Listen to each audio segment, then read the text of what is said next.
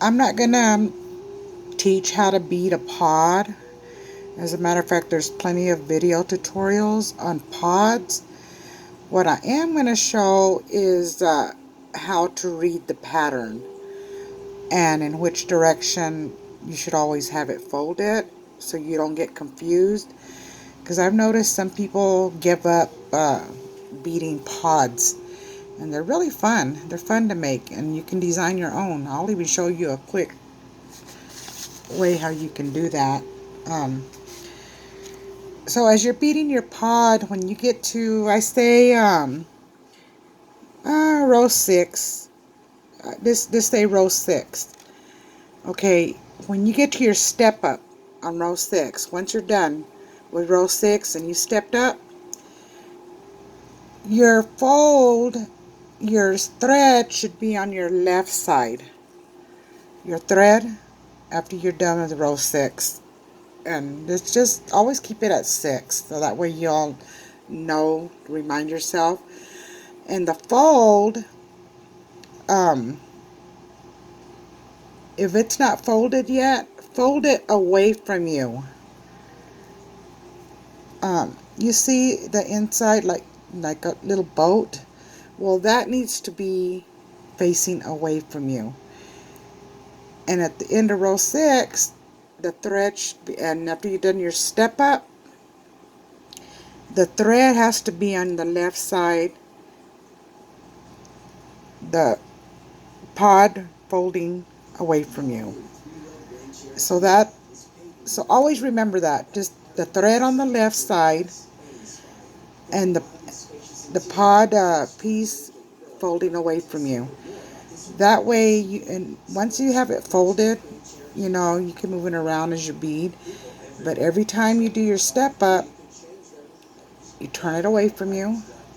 Threads on the left side. So when you do all your pods, do it that way. That way you know you're at the right spot. Now to read a pattern, most of you know how to read a bead chart. But when you're reading the pattern, you're reading clockwise. You're reading clockwise the pattern. So that's the middle bead right there. So when you're doing your, you know, your first few lines, like for instance 1 and 2, you're basically beating them together, or the first line of 1 and 2. You pick up the 3 beads, so it's going to be this bead, the 2 top beads, the 2 top next beads on your left and your right, and then you go back through the first bead, and once you're out that first bead, then you pick up the next 2 beads. And so once you pick up those next 2 beads, what you're going to do is make sure that the thread's going to come out on your left. But because these are the same colors, so you don't really have to worry. But if you get 2 different colors on each side, then that's when you always remember it has to come out on the left, because you're reading your pattern clockwise. So once you finish the second row of row 2, you move up to row 3. 1, 2, 3.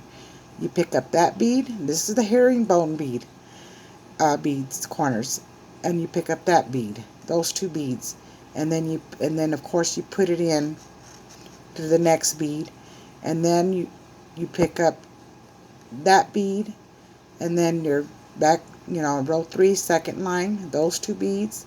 Then you go up that bead, and then once you get that bead on, because this is a step up, so once you get this bead going, you're gonna run it through here, but you have to also run it through the next bead, and that's your step up, and so you're gonna get to, you know, you're gonna be at the end of row 3, then you start row 4, and just keep on going. Row 4, the bottom of row 4, second line of row 4, and you're going clockwise. Once you do 4, then you start with 5 up here, down, then the 2 in the bottom, then up. Just just like that.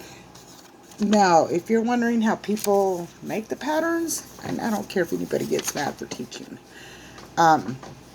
First, what you want to do, I don't know if you have a bead tool program, but there's some free ones out there. Make your pattern on this, on just, on a brick stitch. You design it on brick stitch, even though you're not going to brick stitch it, you're going to peyote stitch it. So you choose for brick stitch, and you design your pod. Tool 4 allows you to splice, to separate, insert a line and separate. But what you want to do is separate. Okay, now this is a 13 row. So first, what you want to do is separate.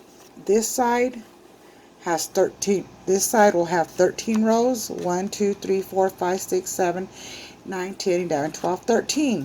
So you're going to separate it with the red bead and all the beads, every other bead towards your left. Okay, and the other beads towards the right. So you're separating, like cutting it in half. And once you cut it in half, the 13 beads, then you have to move it. You leave one. I just kind of do a copy, like do a repeat right on V2 4, and then I delete one side. But the 13 row of this side has to go against this side, and you're going to delete one of these beads here and flush it, so that once you delete that one bead, so that way, see, how do I say it? This side, the row 13, was moved to this side, and I separated them away from there, did on its own, because the corners on the herringbone on the last one takes one bead. So you can separate it or keep it together. It doesn't really matter. But that's what you do, is you flip that side to this side.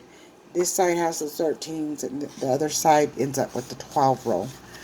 I don't know if you understand what I mean, but you splice it, move the 13 row to this side, remove one of these beads, bring them together to make this.